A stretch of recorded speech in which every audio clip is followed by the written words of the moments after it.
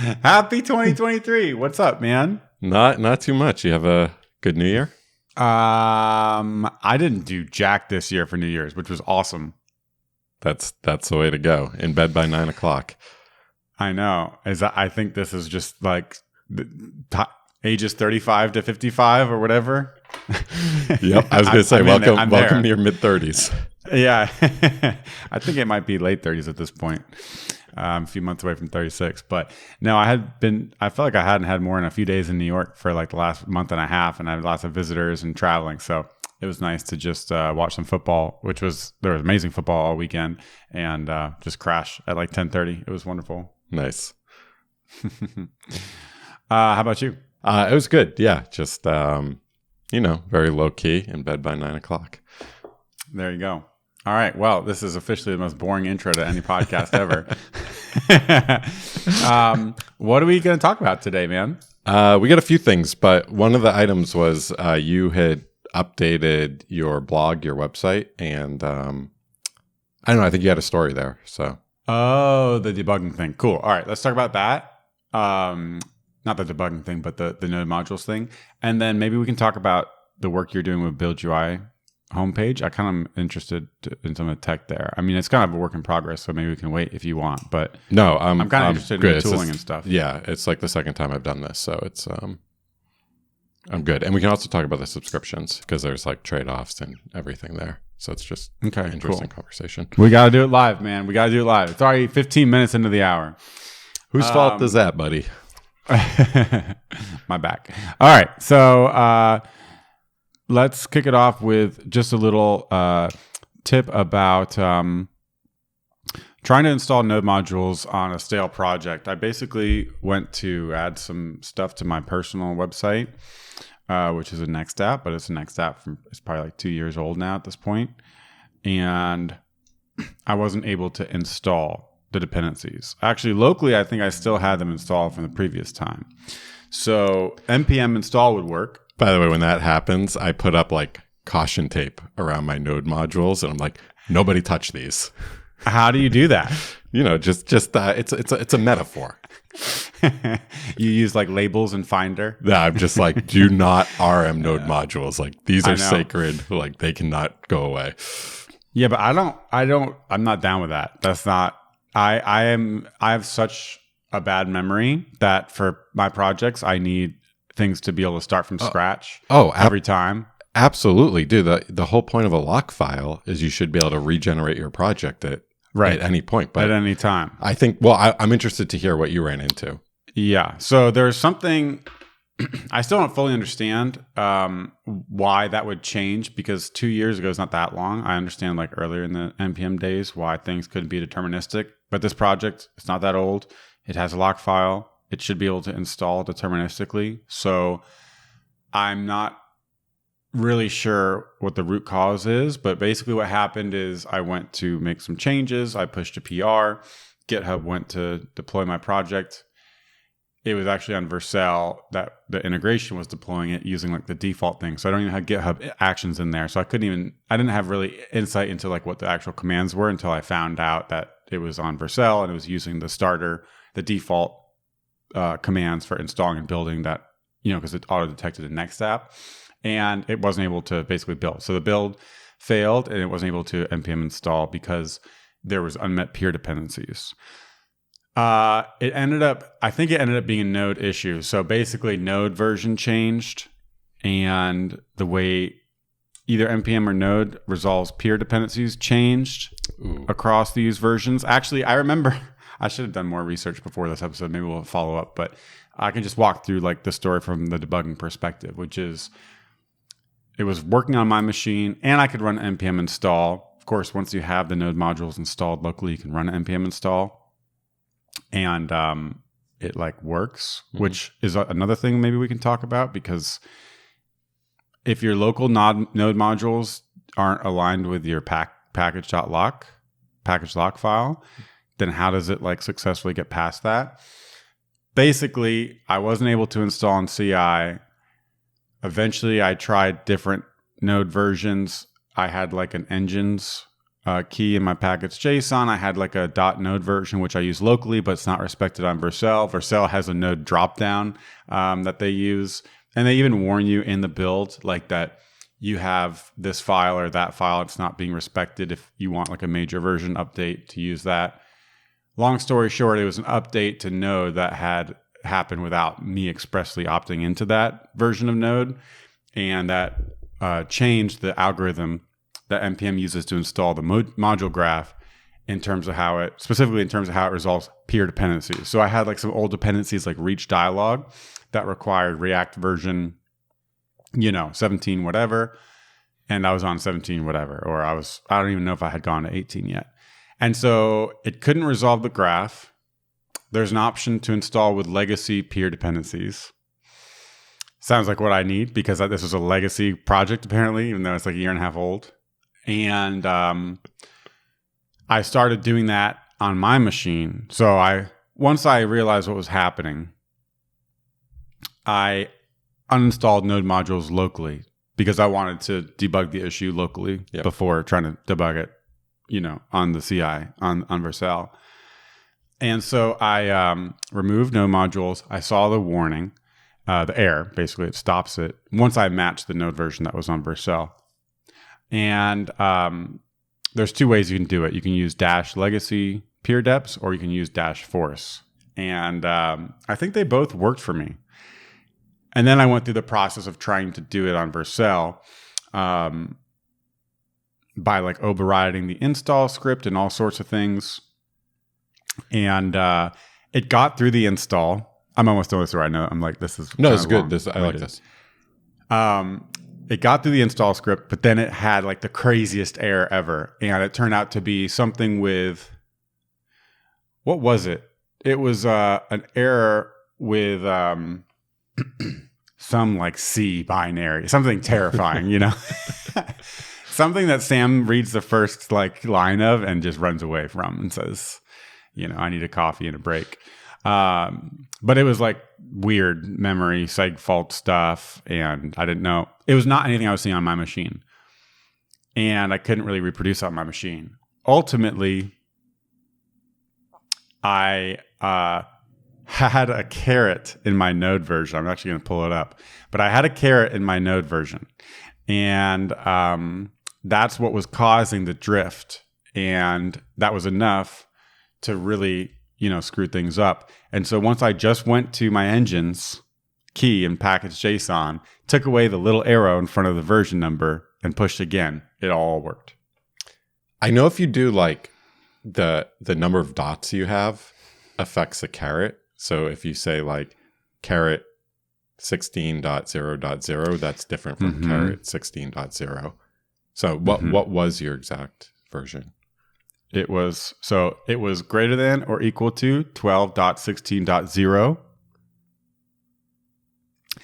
That was making it use like 16. So this must have been here from a default. Yep. Because I wouldn't have put this in, or I don't think you would. I'm just guessing. Yeah, I'm just guessing it was a default. So greater than or equal to means it's whatever going to go past majors. Yeah. In front of the first one. Yeah, that's crazy. Yeah, that's what I use for like my React dependencies in open source, because every time they release a new React version, I don't want to have to go add like or caret 18. Right. So I just say greater than we have an old greater than 16.2 or whatever, whenever hooks was released. Right. We had an old episode on this where we talked about like lenient libraries and conservative applications or whatever. Yeah, exactly. But I saw this and I realized that Vercel was using a different major version of Node, but I still didn't think that was an issue because I was running it on my computer, which was running 16.14. And so they were telling me they were using 16 or whatever, on Vercel. And so it was still extremely confusing. And the error, again, it's not something I could reproduce. So I was very skeptical when I actually went to change this from greater than or equal to 12.16.0 to just 16.14.2, like no arrows or anything, that it was going to work, and it just worked. And this was after like doing the, npm install, like overriding the command with --force. Yep. trying dash dash legacy peer deps, and then doing this. And I think I was able to get rid of those and go back to the default install thing, because I think this is the other part. I think once I removed node modules and reinstalled, like it updated package lock with some resolved versions of things so that would be used on CI. So, you know what? It actually would be nice to kind of go through this again and just get the steps, but there are a bunch of resolved packages in package lock, so I'm expecting that's part of the solution as well. Mm-hmm. But cool. I did have to change the node module, the node version as well. So I would think intuitively that it's either one or the other. Well, it's interesting because it does go back to what we said where you want to be strict with your dependencies and applications. So you don't want to rely on such a wide range. So it's kind of, you did end up there. So it seems good. And now it's, exactly. Yep, exactly right. So if you're ever having those issues, I've learned this lesson before. I was trying to find this. I couldn't find it on Twitter. I either did it on Twitter or in Discord somewhere or in Slack. I had this exact issue where I had like old Reach libraries in an app, and it was probably like fitness app or something. It wasn't building on Vercel, and it all came back to node version change. So now I've got to remember that as a cue, because that legacy depth behavior changed. I actually think it changed in like a minor version of NPM or something like that. I remember tweeting about this, but that was brutal. So I think the kind of takeaway advice from this is if you do have an issue with like legacy, with not being able to meet peer dependencies on an old project you're trying to run npm install in, start with your node version. Make sure you know what node version your computer is using. Is the source of truth like .node version, or is it the engine's key in package JSON? That's another thing we've run into. Like you want there to be one. And then is your CI setup using this? Is it relying on the same piece of information for what node version that you're using? So didn't we do something where like, I think we had like a CI fail? That was the other thing. These things were different. I think we did that like on an Ember open source project where it would detect that like you have a NVM RC and a .node version and an engines thing, and if there was a drift. I think there was an Ember project we did this on anyway. Yeah, it sounds familiar. I just pulled up this tweet from September of last year, so 3 months ago. NPM had a breaking change to NPM CI in a minor release, which broke my builds. I didn't even realize the Cypress action brought its own node. The fix was to add setup node with node version file, so CI behaves exactly the same as deb. So this was another thing, is that you've got npm install -- force, npm install -- legacy peer deps, and then you have npm CI. And npm CI is another command. And that I think that forces like the lock file, right? It won't like if your node it's meant to be used in automated environments such as test platforms, continuous integration, deployment. Main difference is the project must have a lock file. If dependencies in the package lock do not match those in JSON, it'll exit with an error instead of updating package lock. Cool. So maybe I wonder if that should be the default. Like, it's not the default for if you create a new Next app, push it to GitHub, and connect the Vercel integration. I'm pretty sure that at least when I did this again on my project a couple years ago, but I'm pretty sure it's still today, the default install command used on Vercel is npm install. And you're saying it should be, yeah. Maybe based on that, it sounds like it maybe should be, it sounds like it should be maybe npm CI, right? Yeah, I guess. I don't know if there's like, I guess the lock file is. It says npm install. It's right there. Okay. Yeah, I know, but the lock file, I don't know if it behaves the same. npm install and. No, I'm saying that there might be some projects out there without lock files. Like the lock file, it's fairly common at this point, but it wasn't always there. Are you saying npm CI was meant to solve a problem that the lock file also solves? I think npm CI solves a problem that's only solvable because of the lock file. Oh, got you. So it's newer, you're saying? Yeah. Because if you run npm install is going to look at like the carets in your package lock and your the ranges in your right. the ranges in your package JSON because you have no lock file. But with a lock file, it can say, I know I need to install exactly this version, even though the range is wider in the package JSON.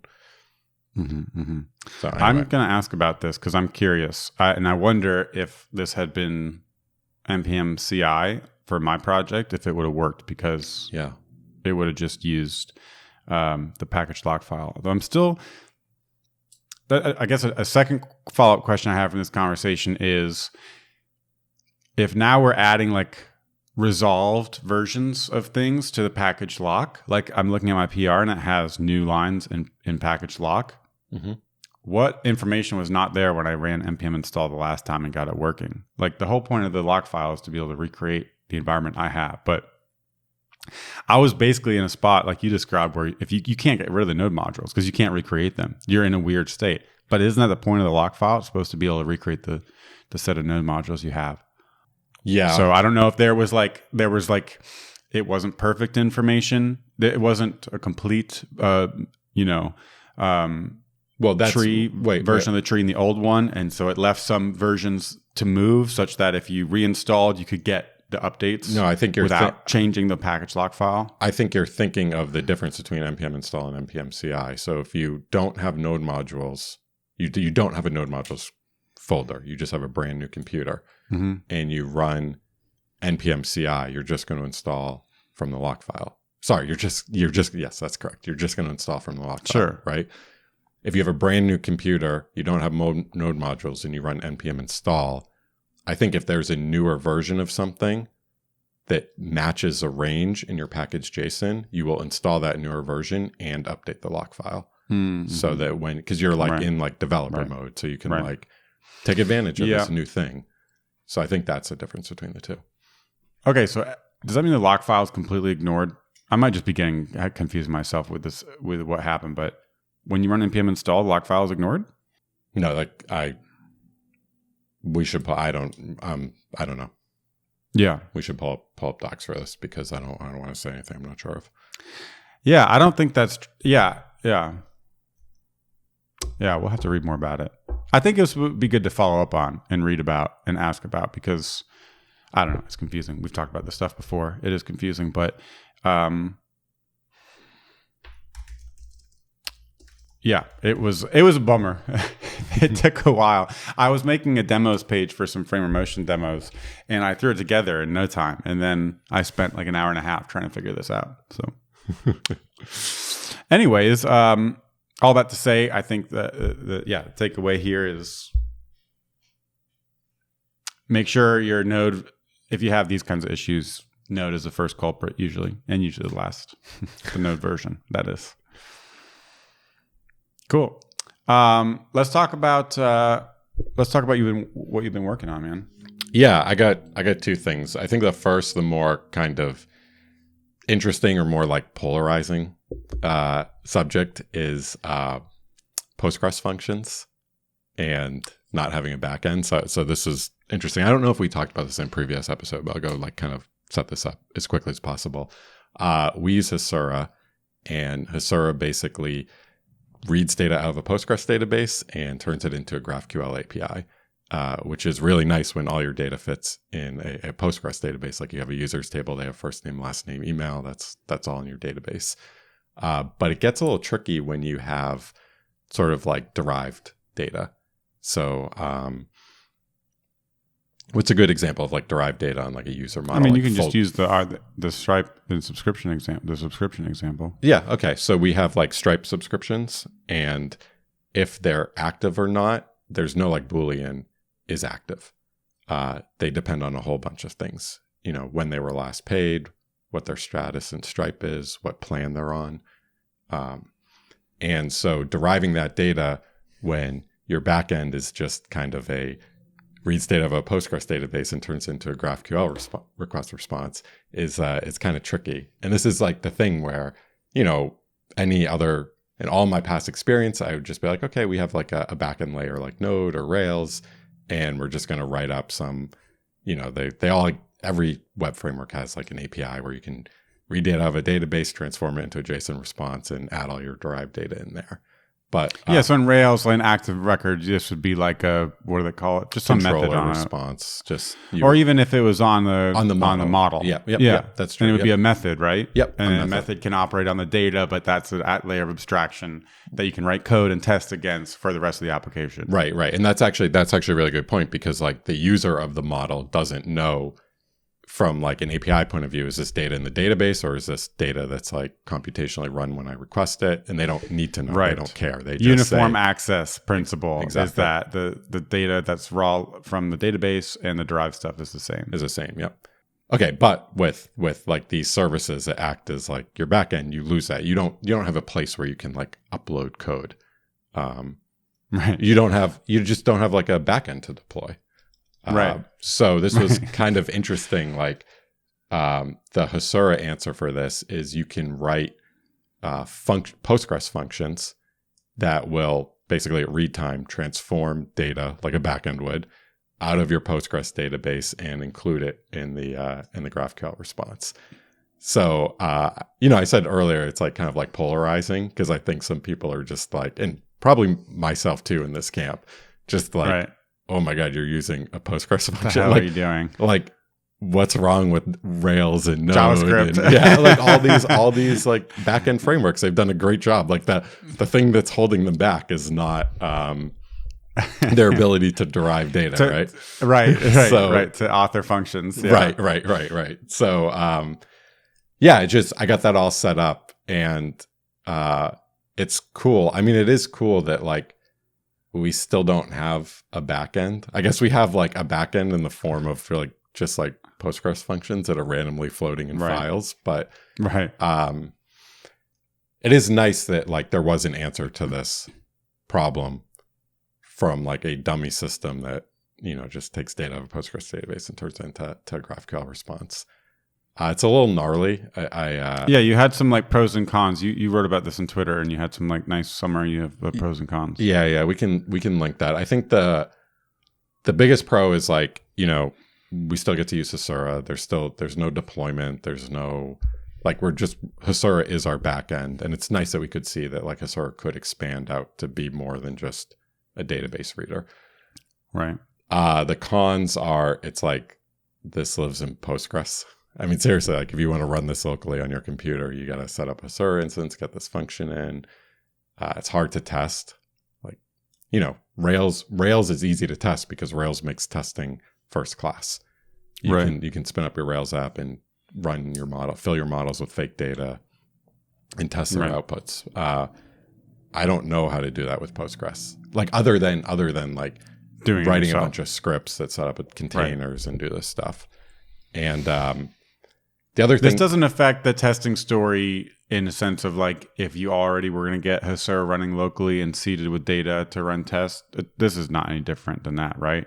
In the same way, if you were doing like a local first changes and making changes and then pushing migrations up. Well, I mean, if we were already in that workflow, this wouldn't be different, would it? I think it would, because Rails, I'm just going to compare this to Rails, but Rails, like, again, testing is first class. So they give you, like, they just make it really easy to write tests. You just create a folder called tests and you drop a file in there. And there's plugins that will, like, generate fake data and all this stuff for you. Where with these Postgres functions, there's nothing.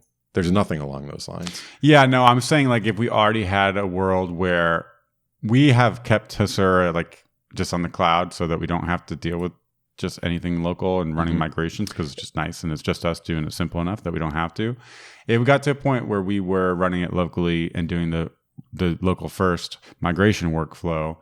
Again, like, it's more of a tooling thing. Like in Rails, I save a model and all my tests run. And then I'm just going to get green, red.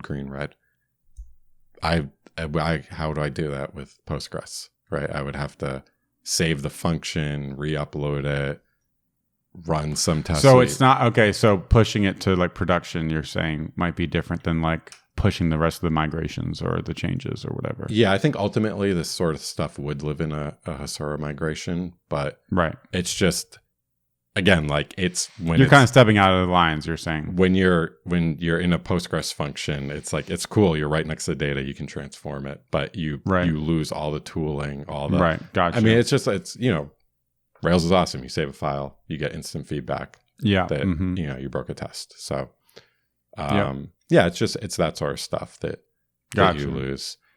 I think like another thing is like there's no like the debugger for Postgres, like I'm making air quotes here, the debugger is like running the query, right? So you run the query and you like view the output in your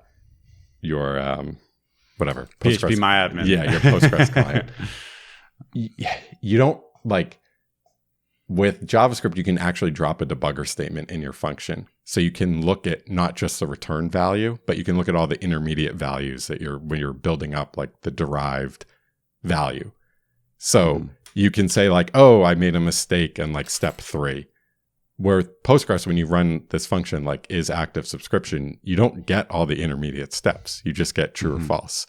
So you don't know like which step did I like miscalculate the type of subscription it was? Did I miscalculate the number of days I should be looking at? And so you basically have to write like 4 different queries that are each of the steps, make sure their outputs are right, and then kind of roll them up into a single function.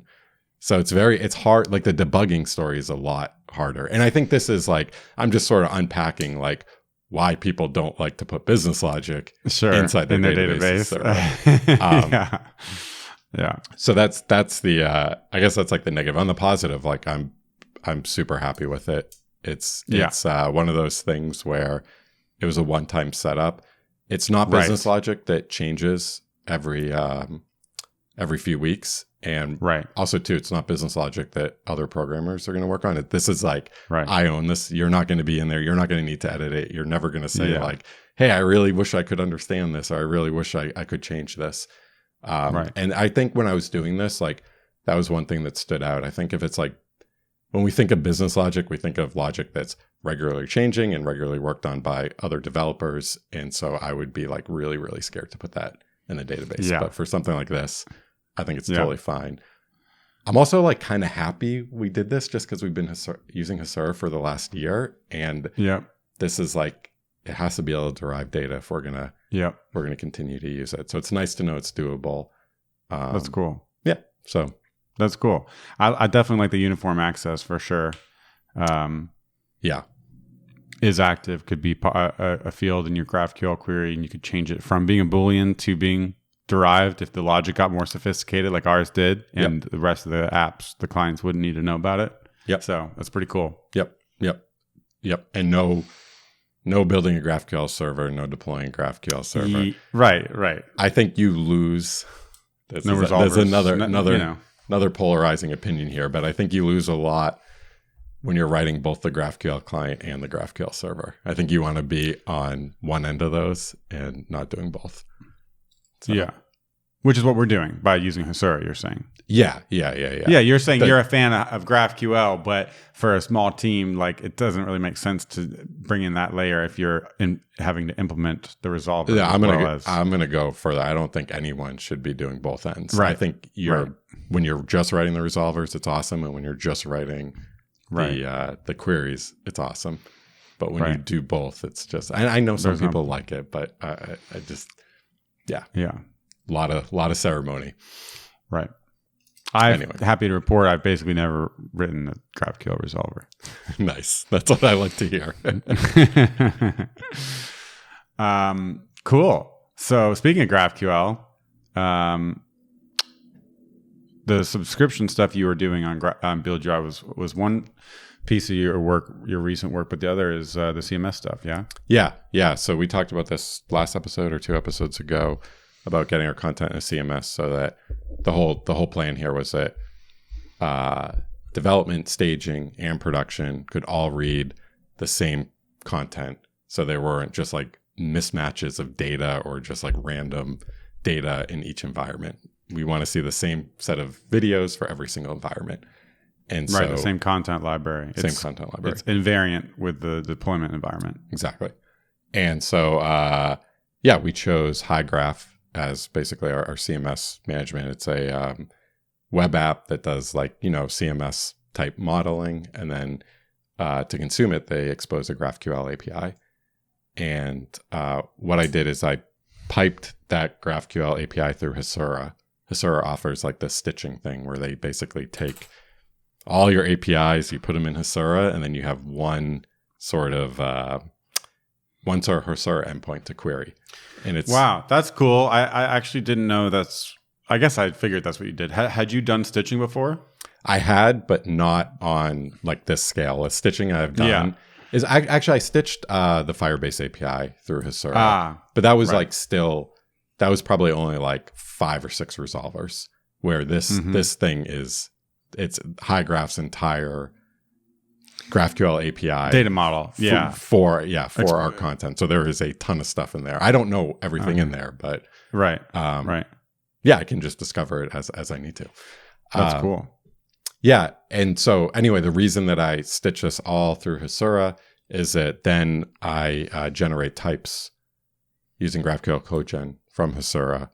And so now every GraphQL query, whether it's a CMS query or a you're trying to pull subscription data like this is active thing I just talked about, that's all typed.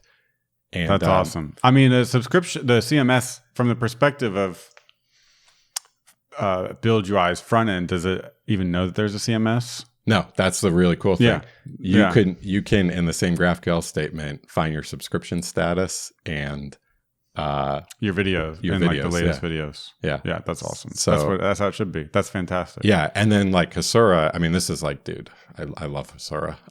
But it really is awesome. You can now have relationships across these different stitched GraphQL environments. Okay. So we have like users in one environment, and then we have our content in another environment. Wow, so you can do a video view as a join between Stop, really? I didn't think about that. Yeah. Oh so my gosh, that's so cool. That was like when I set up the stitching, I was like, oh yeah. By the way, the reason, I should back up a little. One of the reasons I did the stitching. That's so cool. Yeah, very cool. One of the reasons I did the stitching was I originally had 2 different GraphQL APIs, our Hasura instance, and then I was querying Hygraph to get the content.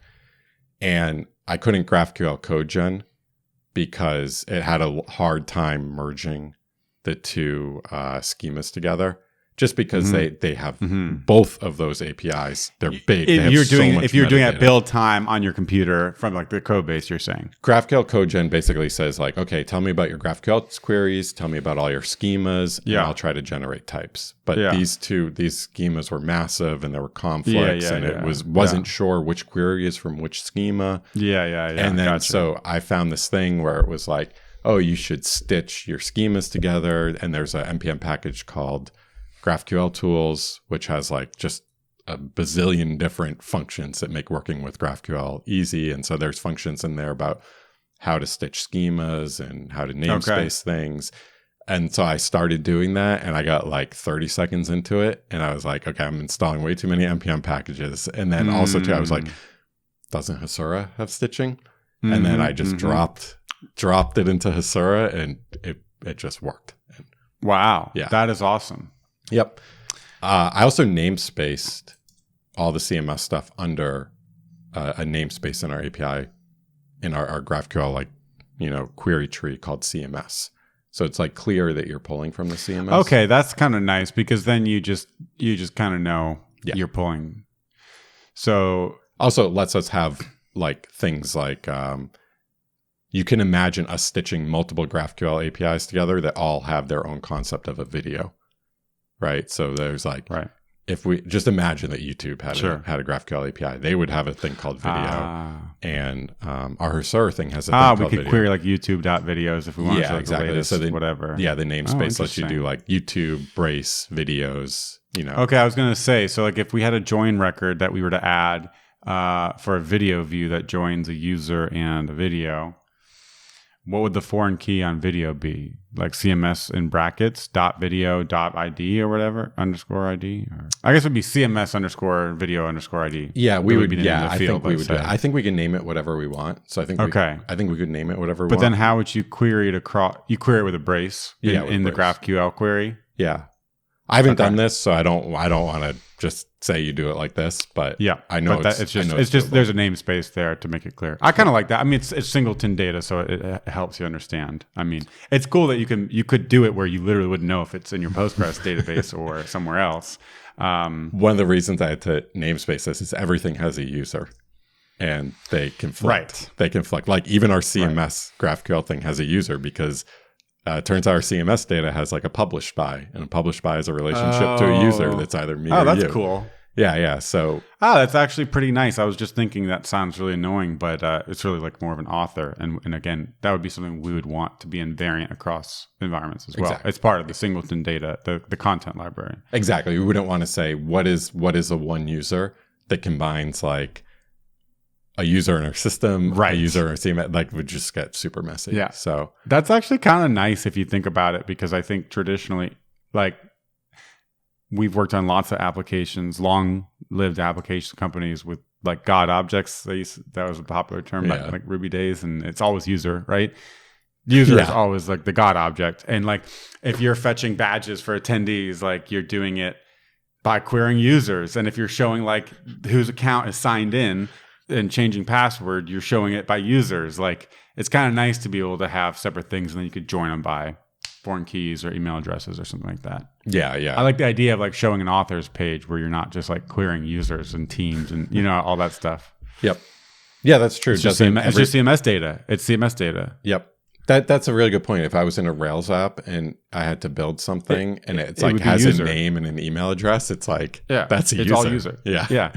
Oh yeah, we need like their flair for their authors page, and all of a sudden the users row is 100 columns long, and it has like it's just there's no way to compose you're only it ever and build using it up. You're only ever using 10 of those columns, but exactly. Which 10 you're using depends on exactly. Yep. Dude, the other thought I had that's what's really cool about this is at TED we had a layer of querying in order to achieve effectively the same thing. So if you're listening to this and you're thinking, man, like these guys, it's like two people making a website and they have like all these services. Like people do need to integrate data from services. And the fact that, yes, getting a Hasura set up with a front end at the beginning is maybe harder than typing in Rails new. But I like the smoother ramp to adding data from something like a CMS or a Firebase or like another provider. Because we've seen, people go down the road where they have to make up their own piece of the pie for this, and Rails is not designed to do that out of the box the way like a tool like Hasura with schema stitching is. So we had this like abstraction around active record where you could do like a user.find one, and it would go through the network. But imagine like you have a Rails app that's running against a local database, and you also need to fetch data from like an API. Like you can do it, of course, and like you can present a unified interface to the front end, or you can just render HTML from both data sources and just kind of await both data sources. But it's going to be different. This is like I guess what GraphQL was designed to solve. So it's nice to see it. If we're going down the road of using services, it's nice to have GraphQL present you like this unified interface to the front end. It makes working on the front end stuff like really, really nice. Dude, totally. It's extremely pleasant. Totally. It's extremely pleasant to like write GraphQL queries from the front end. Yep. So we've like you said, we run into this all the time. You need to pull data from external services, and Rails basically says like, okay, you're not pulling data from your database. Like you're good luck. wrong. Good luck. Right, exactly. And this is why, like, we've never had a Rails app that had a concept of a singleton CMS, which caused problems. Yep. But like, if it's as easy as this, then it's like, oh, let's try Hygraph. Boom, done. And now the front end is able to query CMS.video, and it's like not a big deal at all. Yeah. And there's like no new code like in our code base that we really have to worry about. It's like you said. Of course, the complexity moved to like the Postgres layer and the configuration with Hasura, but once it's done, it's like that's it. So, yeah, it's interesting. It's more acknowledging just that we are going to be concatenating data from multiple services here. Right. It is not a single database app. I mean, it's just it's hard to beat active record, but in a world where you can't do that, like, it's hard to beat active record unless you live in a world with Stripe and like with Stripe and like then your then you have to that's from Stripe. Right. Yeah, exactly. Yes. Yeah, with good services. It's hard to beat active record when you live in your ivory tower. Yeah. That's really cool. Yeah, the last bit I'll say is just one thing is once I generated all these types, I was doing things like, I have a like a CMS course and a CMS lesson, and I can import those types because they get code genned. I can import those types and I can use them to type components. So I had we have on our Build UI homepage, there's video grid and there's video cards, and each of those video cards is a video card component. And so I typed that to take the CMS lesson. That's what we call it, just CMS video. And I kind of ran into some trouble here because the type of the lesson, the type of the video is a big type. It's got a title, description, blah, blah, blah. But if you don't query all those fields, let me back this up. In order to use that type on a React component, you have to make sure that you query all the fields in the type. Otherwise, your React component says, hey, you didn't pass in a CMS video here. You passed in you're missing, 10 props, 10 data attributes. So I was a little confused by this. I think we had a conversation yesterday, which was good, where you want the type of those components to be derived from the CMS query that you make inside. In our case, it's inside the Next.js app. And that was really helpful. Yeah. So the type, doing a bad job explaining this, but the type. Let me try to say this back to you because your head's been in it. You've been working on this, but it was fun to hear it fresh yesterday in our conversation. Basically, you have a CMS that has a video. A video has a title and a summary and a video URL. And that's the source of truth, which is coming from the fields in the database. So database is when you think of the boundaries of your application, the database is the lowest level. You always want to use database constraints when you can, because you never want to be able to create a video without a title and publish it, right? So you have these constraints that exist. The shape of your data is defined by the database schema, exists at the farthest layer of your application when thinking through a request and a response. And those, you can derive types from those. And that's what you're talking about. Basically, this service lets you define those fields in your database with things like whether they're null or optional or what the default is, or it's a date or it's an integer or a string. And that gives you a set of types that you can use in TypeScript, right? And that, again, is derived from your database. But think about querying the homepage of something like buildui.com or youtube.com or anything that has an overview of a bunch of videos. You're going to need the title and the thumbnail, right? And then if you click on one of those videos, you go to the video page, you're going to have a new query because the set of data is different. Not just for the fact that you're getting all the information for one video instead of all of them, but you're also getting different fields. You're getting the description, you're getting the URL for the video. You might be getting a summary. In our case, we have a big MDX summary that shows all this code, and that's not present on the first page. So the constraints you apply to your database have to apply to all videos everywhere. That's the root core, most core business logic ever. It has to apply everywhere. There might not be a description on the homepage, but there's a description on the detail page. So that means there's a description in the database. But when you query, you're not querying the description on the homepage. You are querying it on the detail page, on the actual video page. So that means that those are two different representations of a video that live in your database. One of them has a description and one of them doesn't. And so from a perspective of types, which are in TypeScript, which are in your application, which sits somewhere in the middle of this whole request response flow, those are going to be two different types. And neither of them actually are what is in the database.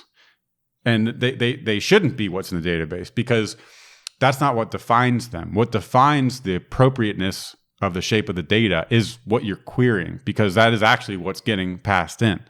And so when you're thinking about building a page or a feature in an app, basically a page is fetching data. Let's just assume for sake of simplicity that you're building a page that's tied to a URL. The URL is what determines what gets queried from the back end. You're making the query. That is the boundary of that page. That's the boundary. It's not the database anymore. Database is here, is going through all these things. But the query is the boundary of the page. That's when data first gets into your system, and that's where you want types to be defined and exist, because that's where the types give you the most safety, because they're flowing through your application, and that's going to be the best situation. And it's also going to be like it's the correct representation of what's happening. Exactly. You're getting a video with a title and an image. And so that is the shape of your data. So that's where you want to type it, right? And this is where like tools like Zod come in, because you could get something different from the network. You don't control the network from the front-end app's perspective. And it could just give you something different. You know, one of your backend engineers could make an update that gives you a different shape of data. Zod lets you like validate that the runtime response conforms to the type in your static query that's in code. And at which point you can assume from a type perspective that the data in the beginning of the page is what you queried. And so that's why all the data in the page should be derived from what you query. And my battery just ran out. This is becoming a recurring theme. It's all right.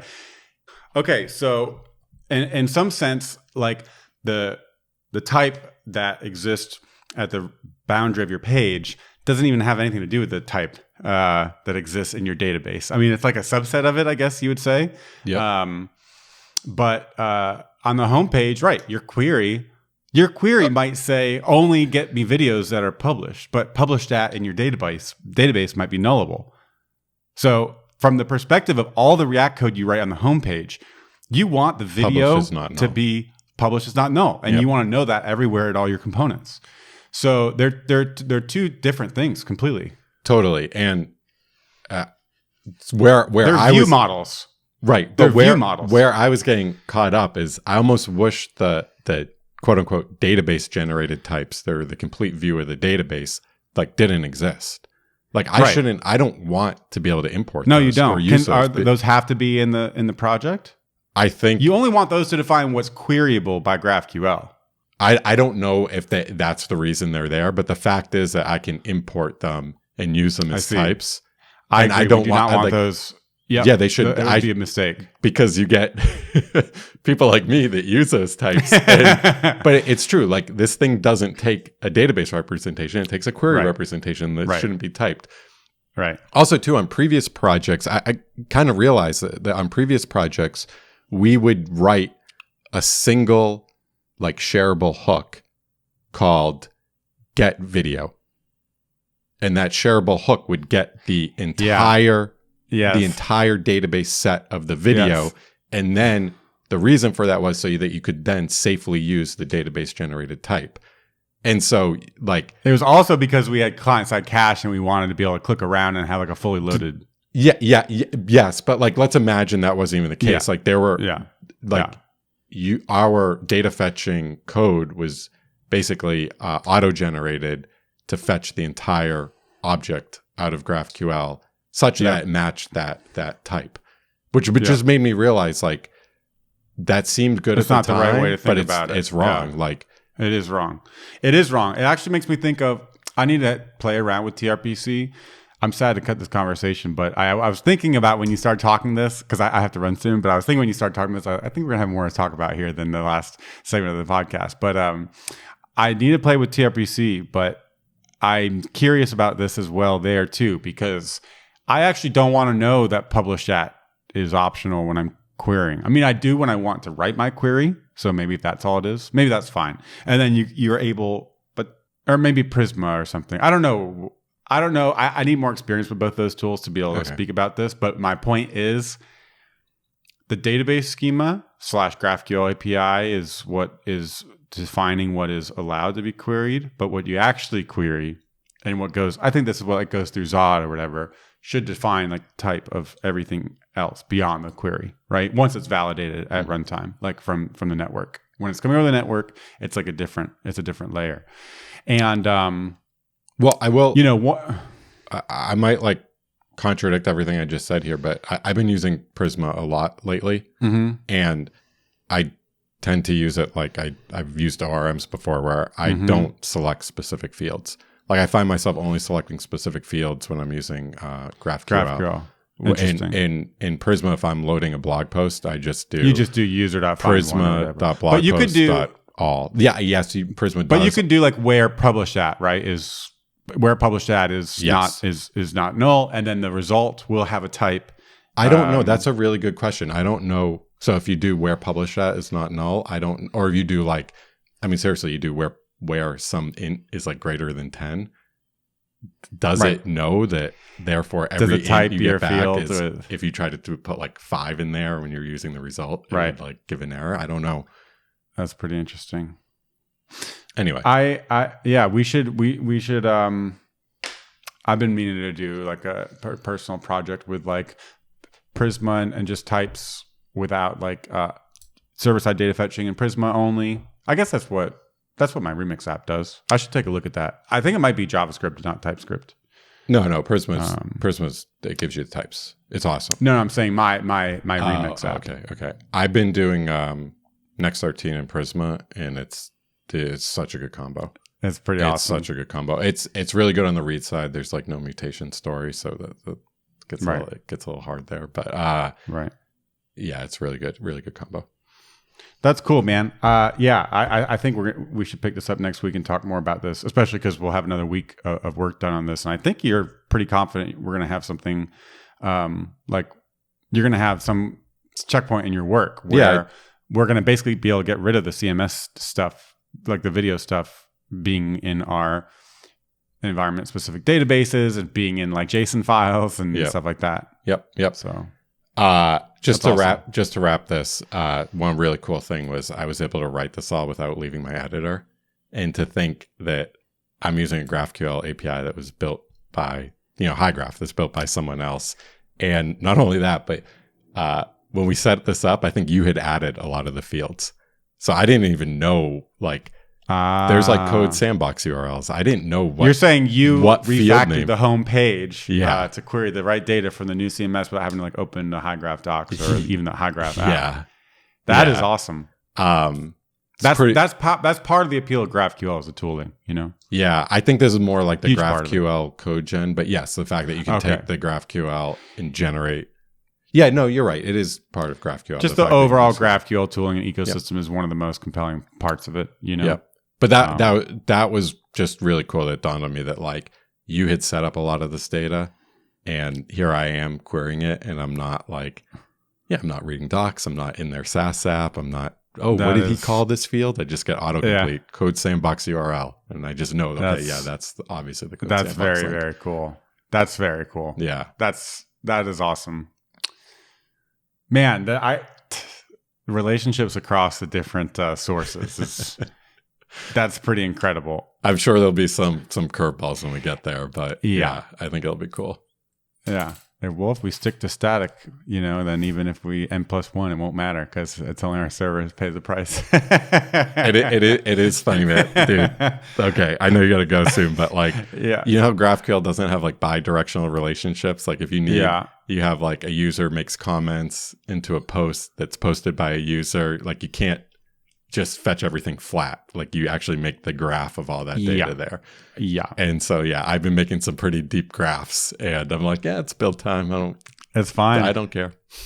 It's fine. It just matches your HTML tree. It's easier. Man, Sam and Ryan from like 3 years ago would be like, what? You simpleton, you need an identity map. No. You definitely, I'll show you this, but I'm fetching a lesson. I'm fetching a course. It's lessons.